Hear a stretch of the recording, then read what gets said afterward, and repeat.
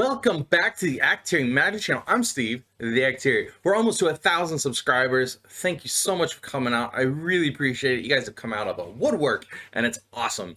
But today, I'm super excited about Kamigawa Neon Dynasty, and I want to go back in time. It's been a long, long time since cards have been printed in the Kamigawa theme, and I want to take a look at Kamigawa, Champions Kamigawa, Betrayers of Kamigawa, and Saviors of Kamigawa, because it was a unique time in Magic's history where they were trying to throttle the game back from a really busted set. Mirrodin had really just done a number on standard at the time. There were some banning standards. There was a lot more bannings than previously seen, and so they really throttled the crap out of the Kamigawa block. But we still got some beautiful cards, especially with regards to EDH and Commander. And so I wanted to take a look at the most expensive cards from that time that are the top 60 cards. Okay, so the top 60 most expensive cards. Not terribly expensive. We're going to start off here at the bottom with Sakiko, Mother of Summer. And I included all cards, not just legendaries, because we're going to get a lot of legends out of Neon Dynasty. But I did want to show you what you could go back and look at some of those really fun cards from the time. So Kiko, she's only $5, but it says whenever a creature you can control deals combat damage to player, add a green to your mana pool. This mana doesn't cause mana burn until end of turn. This mana doesn't empty from your mana pool as phases end. Kind of a cool effect. She's kind of an underwhelming commander in and of herself, but actually she's kind of cool in the new werewolf commander, forget his name, the one that whenever you deal combat damage to somebody, you're gonna draw a card. Well, she's gonna now give you mana to play those cards, so she's really, really cool. I like her a lot. Same with Druid's Repository, play those, all of that. Okay, then we got Shizuko, Color of Autumn. She's gonna everyone's going to get triple green at the beginning of their main phase. It doesn't empty. Goryo's Vengeance, what an amazing card. This is such an interesting card because it was at one point a super expensive card. I think not super expensive, like a $20 card, because it was instant speed. You could respond to Emrakul and just put something big into play. Emrakul's shuffle back in your library trigger. And you would just put Emrakul into play, swing, get Annihilator 6, and just crush people. Good thing Emrakul's not in Commander. Horobi, Death's Wail. When a creature becomes a target of a spell or ability to destroy that creature. Dude, just look at that art. Look at that art. I mean, come on. That is sick. Look at that guy. He is, come on. Look at that. That is gnarly, is it not? What is he doing? He's floating. He's got this weird skull thing going on. He's cool. All right, back to it. Let us see. All right. Now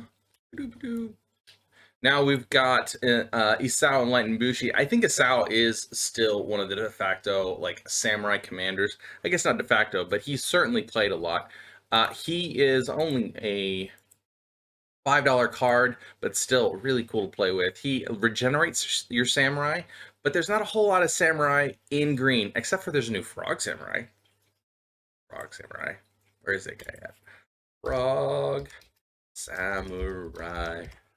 Oh, all right. Apparently I can't spell samurai right. Anyway, I did spell it right. Anyway, but Kaiga the Tide Star, again, I really like Kaiga for just being able to steal creatures, especially with something like Helm of the Host. And then you have a sack outlet or something like that. Really cool. Through the Breach, putting creatures in play, goes swinging, swing. You can splice onto Arcane with it, but that mechanic didn't really take off. If we get any new Arcane spells, and I suspect we will, Through the Breach gets a lot better, not just in Commander, but also in Modern. Because Through the Breach is already played on its own, but as soon as we have a way of splicing onto something useful, say an instant speed cantrip, a blue cantrip, Through the Breach is going to go up in price, I would almost guarantee. Genju of the Realm, again, not a finance video. Don't make financial decisions based on my advice here, guys. Genju of the Realm, I've played in some playgroups where they allow him as a commander, but he's really cool because for 2 mana, Enchanted Land becomes a legendary 8 2 spirit creature with trample until end of turn. And whenever the land dies, you may return him from the graveyard to your hand. So you're not hurt whenever he dies. He just dies. You get him back in your hand. You can recast him. He's really cool. Let's see. Orb of Dreams permanents come to play. Tap for 3. I forgot that card even existed. What a cool card. Zazu the Punisher. When a land comes into play, Zazu the Punisher deals 2 damage to that land's controller. Really low to the ground. Just I hate that you are putting lands into play. Stop it. I like him a lot. Was he like a $10 card? What is he? Oh, he's only like a $5 card. Okay, I might go pick me up a copy of that guy. That guy's cool. Mikokoro, Center of the Sea. For a tap, add a generic to mana pool or 2 generic tap. Each player draws a card. Meh, I like it. I mean, I forgot. Like a lot of this stuff I've forgotten like even existed. A green, so tap for a green and a green tap. Target legendary creature gets +1/+1 until end of turn. Cool. Kami of the Crescent Moon, one of our basically Howling Mine creatures. He's cool. I just love that like his like the moon is like kind of like shining on him, and he's got that little kind of Buddha thing going. I don't know. He's kind of cool. Masako the Humorless. You can play her anytime you play an instant. Tap creatures you control may block as though they were untapped. A very unique ability. She doesn't untap your creatures. She doesn't. There is a new creature that, and I forget his name. He's a 4-drop. Let's see if we can find him really quick. That is a legend. Death Touch. I believe he's a legendary. And I think he costs. No. Come on, where is it at? Mana cost. That's 4. Okay. I believe he costs 4.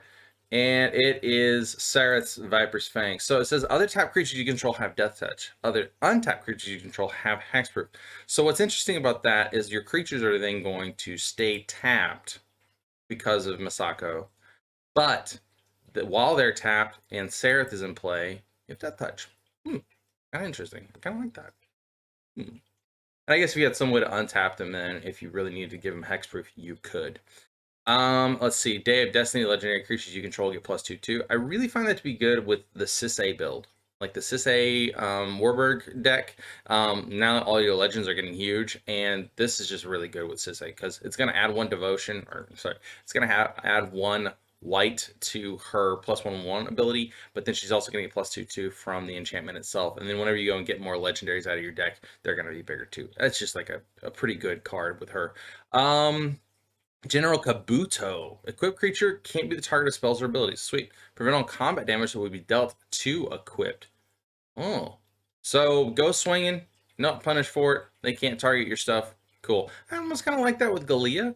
Like after you've kind of suited her up a little bit, she's going to like now just go swinging all the time. So if you have a lot of attack triggers, you're just going to get those attack triggers and you're not going to have to worry about it. You can unequip it to something else and then re-equip it so that it's almost like a Lightning Greaves a little bit, that you can move it off of it, move it back whenever you need to re-enchant it or something.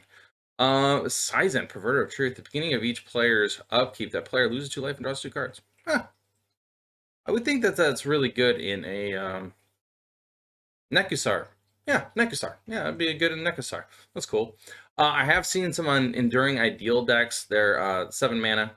It says search your library for an enchantment card and put it into play, then shuffle your library. Epic. For this game, you can't play spells. At the beginning of each upkeep, copy the spell except for its epic ability. Yeah, it's a cool card. It's just kind of got a boring line of play. Like you always go and get the same pieces, and I forget the exact names of those pieces, but it's always the same build. So like if you build this deck, you can probably play it like a couple times, and you're like, cool, I won. Patron of the Orochi. Snake Offering is an 8-drop 7/7. Untap all force and all green creatures. Play this ability only once each turn. Ooh, really good with Gaia's Cradle. The one, Yavimaya. Yeah, the new Yavimaya card returns all your forests, all your lands into forests. Patron of the Orochi's cool. But anyway, you may play this card anytime. You can play an instant by sacrificing a snake and paying the difference in addition to its mana costs. Difference in its mana cost. I really do like this card. It's really, really fun. I think it's not terribly expensive. Yeah, it's only an $8 card. Yeah, it's pretty cool. Opal Eye, Konda's Yojimbo. Fox Samurai. Okay, he's a 1/4 to Bushido with Defender. Tap next time a source of your choice would deal damage this turn. That damage is dealt to Opal Eye. Pay 2 and prevent the next 1 damage. I think if you had like General's Kabuto. No. No. Well, I guess it's still combat damage if you go like everybody blocks on your side and General's Kabuto here like prevents all the combat damage. So if you had the Opal Eye suited up with General's Kabuto, you could block in theory as much as you wanted. Yeah, I mean, I guess it's kind of jank, but yeah, I think it works. Kentaro the Smiling Cat. What a cool name, dude. White and a generic 2/1 Bushido 1. You may pay X rather than pay the mana cost for samurai spells you play, where X is that spell's converted mana cost. This is just going to make it really easy to have a Warburg samurai deck. Kentaro is going to help you get those creatures into play. Hikori, Dust Drinker. This dude's disgusting. Lands on untap during their controllers on tap step. At the beginning of each player's upkeep, that player untaps a land he or she controls. Don't do this to your friends. Or don't do this to people you want to be your friends. Cheers. Konda, Lord of Ajango. Okay, Vigilance, Bushido 5 is indestructible 3/3. Okay, wow. So whenever he's blocked, it becomes blocked, gets +5/5 until an turn he has Vigilance. So your big blocker of blockiness. I kind of wish he had 2 power, because then I could reanimate him with Alesha. Sorry, I'm a little bit obsessed. Riki, the History of Kamigawa. Whenever you play a legendary spell, draw a card. Again, really, really good with Sisei. Like almost everything in here is like can be part of Sisei build. Like just good. Myojin of Knight's Reach. It's a triple black and 5 generic Spirit 5/2. It comes into play if you cast it from your hand. It's a divinity counter. It's indestructible as long as it has a divinity counter. Remove a divinity counter from Myojin. Each opponent's cards his or her hand. Okay, you stupid. You're stupid. You're not nice. You're not kind to nobody. All right. Arayo, Band and Commander. Good. Sorry, if you're not familiar, she counters the first spell each player plays each turn. Each opponent plays each turn. Oof. Dose in the Falling Leaf. It's a 3-drop. Players can play spells only during their own turns. Yes, thank you. Leave me alone. All right, Azusa, very, very commonly played in, well, it was played in Amulet Titan. It probably still is a little bit. And played an additional 2 lands on each of your turns. Very good in AEC decks. Ugh, AEC decks. Twincast. Ooh, Twincast. This was a card that, they didn't have a whole lot of copies. There wasn't a blue version of this card at the time, and so it was a really, really cool to see Fork come out basically for blue. Konda's banner is 2, and it says equipment can only be attached to a legendary creature. Creatures that share a color with a creature get +1/1. Creatures that share a creature type with it get +1/1. Equip +2. Equip for 2. This would be really good with any of your mono green commanders, or any of your elf commanders would be really good with it. Or oh yeah, a Kyler deck would really like that actually. It's just basically a +2/2 anthem in a creature type deck. Like it a lot. Kira Great Glassspinner is a 2/2 flying. Whenever this creature becomes the target of a spell or ability for the first time in a turn, counter that spell or ability. Was played in Merfolk for a long time as a 1/of. In Modern, $10 card. It's pretty cool. It's really, really defensive, and I like it as sometimes whenever you really need to protect the commander. I think it's kind of good with oh, what was it? Would be terrible with Galea, but it's not the end all be all for commander protection, but it's still pretty cool. I really like it. That which was taken. This was an interesting one. They're talking about items in this set that you didn't really know much about. Why this artifact was like important. It's kind of like Mirari's Wake. Anyway, the Mirari or whatever. Whenever I played Mirari, I didn't know what it was. That which was taken, I didn't know the lore behind it. So pay 4, put a divinity counter on target permanent other than that which was taken. Each permanent with a divinity counter on it is indestructible. There are ways to put divinity counters, like move the divinity counter onto that which was taken, but it's kind of janky and really hard, I believe. But it is still a really cool card. Like, it's 9 mana for the first divinity counter, so it's a little bit rough. But if you do happen to be in your spirits, these are the same divinity counters that which is taken is putting on your creatures. So if you happen to use one of those, you can put new divinity counters on them and reuse their effects. It's cool. It's really fun, but it's just so expensive. Oathkeeper, Takano's Daisho. 3 mana, a legendary artifact equipment. Equipped creature gets +3/1. When equipped creature is put into a graveyard from play, return that card to the play under your control if it's a samurai. This is going to get a lot of play in this new set, I bet. Whenever it is put in, Oathkeeper's put in the graveyard, remove equipped creature from the game. Ooh, so if they blow up the equipment, you lose your creature from the game. Good on your commander, because it can go back to the command zone. Not so good. Not so good. Or if you have a sack outlet, probably protect your dude. The Shiro, the Anointed. Other snakes you control get +2/2. When a snake you control deals combat damage to a player, you may draw a card. I think this is probably the best snake commander. Yeah. It's drawing cards, making them bigger. Yeah, that's really good. I wish other commanders were that good. All rats have fear. Sack a rat. Put X1 black rats into creature tokens into play where X is the number of rats you control. You're just doubling up the rats you control. Very cool. Very fun in those relentless rats builds. Relentless rats. What is a leaky deck? Toshiro Umezawa.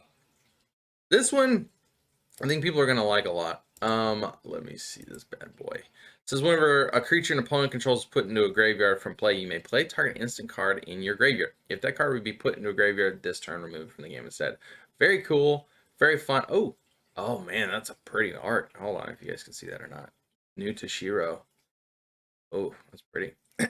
Anyway, so you get to flashback your stuff whenever creatures die. I really like that. I think it's going to see a lot of play with the new Neon Dynasty stuff. Choice of Damnations, target opponent chooses a number. You may have that player lose that much life. If you don't, that player sacrifices all but that many permanents. This is a big haymaker spell. But it's only one opponent. It's pretty sweet, though. Pithing Needle. Oh my goodness, Pithing Needle. It's been played to death in Modern. I think it's underrated in Commander. I mean, it shuts off commanders all over the place. Kiki-Jiki, Mirror Breaker, tap. Put a creature token into play that's a copy of target non-legendary creature you control. That creature token has haste sack at the end of the turn. If you're not familiar, lots of infinite combos. Restoration Angel, Pestermite, Deceiver Exarch. Jiki's the business. Life Gift. 1 green and 2 generic. When a land comes into play, you gain 1 life. Not your land. Any land comes into play, you gain 1 life. It's really cool. It's a unique ability. But I don't know why it's that much. That's still cool though. Multiple copies of it if you happen to copy it somehow.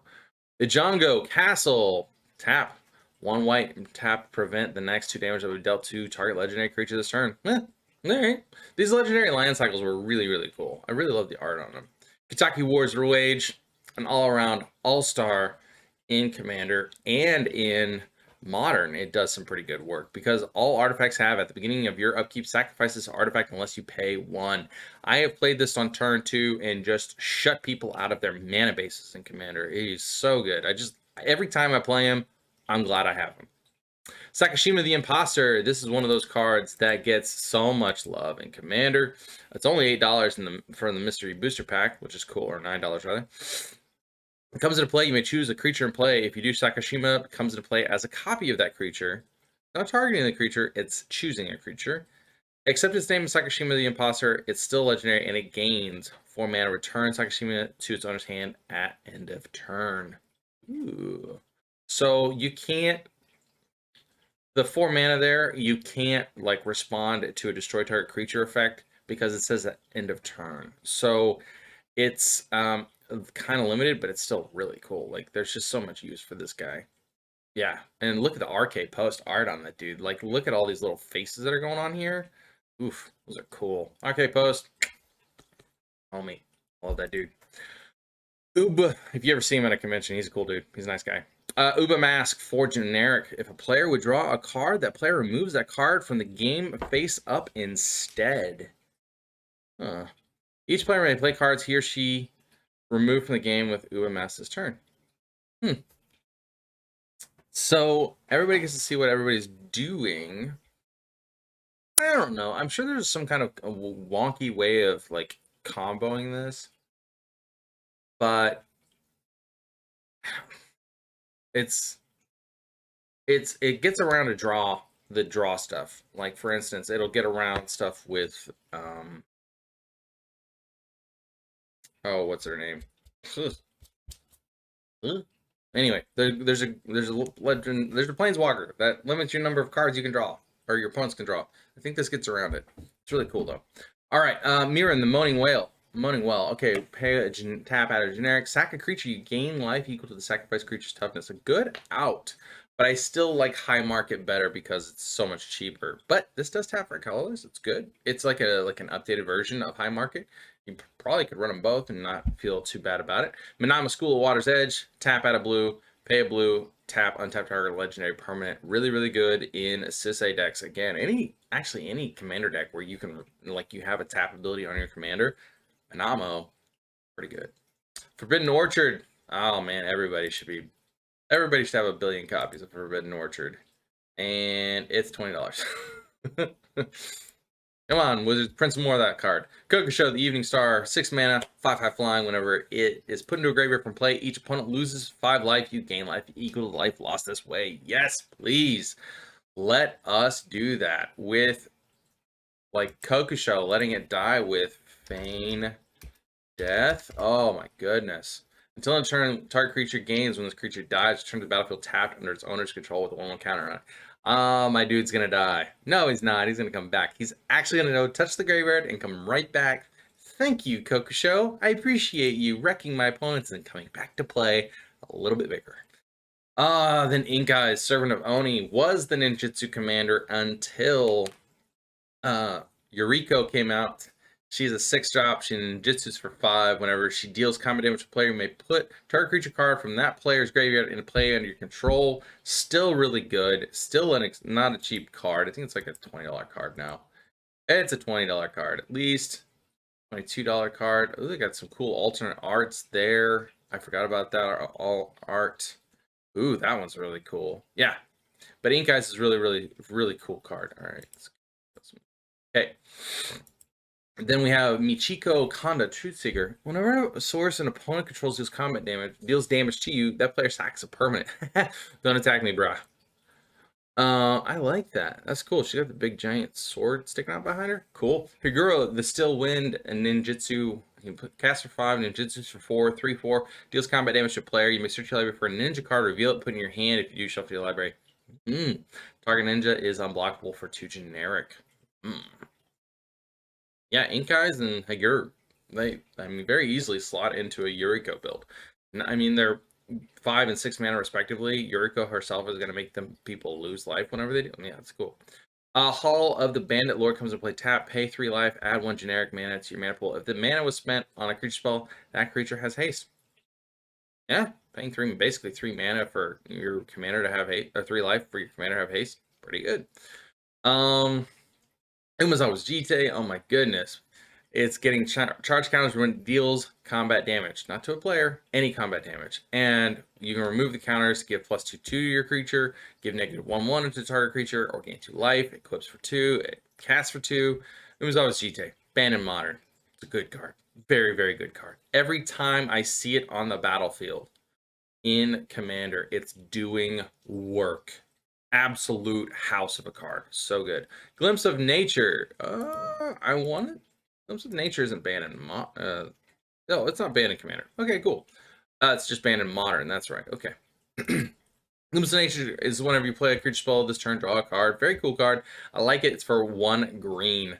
You have to cast a creature spell, but it's still very good. Whenever Nature's Will, whenever one or more creatures you control deals combat damage to a player, tap all lands that player controls and untap all lands you control. So it's interesting to note, if you have activated abilities that kind of have like an infinite mana dump, what you can do is if you have some first strike in your deck, the first strike damage dealing combat damage untaps your lands, taps all their lands. Dump all that mana into your mana pool before regular strike damage happens, and then you get to untap your lands again, and then dump all of that mana into your activated abilities. It's pretty cool. Let's see. Mirror Gallery, the legend rule doesn't apply. Cool card. Very cool card. That's not a very common thing on there. I think Helm the Host has legend rule doesn't apply for this creature or something like that. So it's not a very common effect, but it's still a cool effect. All right, let's see. Shinka, the Blood-Soaked Keep. Tap for a red. Tap target legendary creature gains first strike until end of turn. Very cool card. Very useful. She's a Death Storehouse. Taps for a black and gives a legendary creature fear until end of turn for a black and tap. And Boseiju, who shelters all. Comes into play, tap, pay 2 life, add 1 generic to your mana pool. The mana is spent on an instant or sorcery spell. That spell can't be countered by spells or abilities. Oh my goodness, Wizards, please reprint this card. $35, $33. I really hope that they reprint that card. Oboro, Palace in the Clouds. Also, please reprint that card. My modern Merfolk deck needs a copy.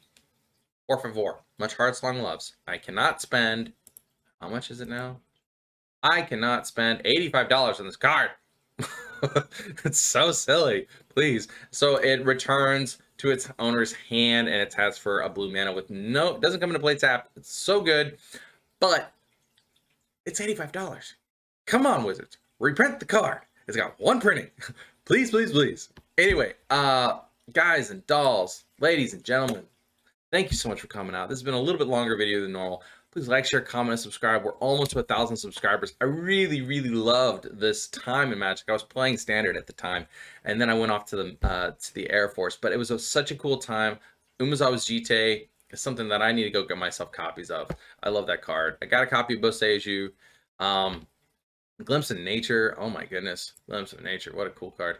But guys and dolls, gosh, what a great journey this has been. I can't wait to see you tomorrow on another video. Deuces. Oh, please comment if you like these videos. I mean, I don't know. Unless you say something. Thanks. Where's my button?